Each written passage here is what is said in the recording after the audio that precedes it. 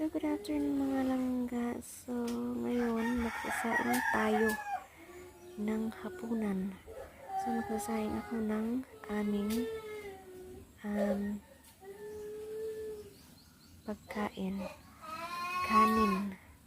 Magsaing tayo dyan ng kanin mga langga.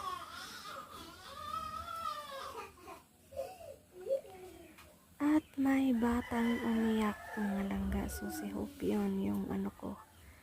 Yung bunso ko. So, dalawa yung anak ko. So, si Kuya Tantan, yung panganay. Tapos, pangalawa si Hope. So, yung bunso ko. So, yun, nasa sala sila. So, naglalaro ng kapatid niya. Yan, siguro nag-aaway. Kaya, nag-iyak-iyakan si Hope. So, yung mga langga. Magsaing tayo para may makain sila.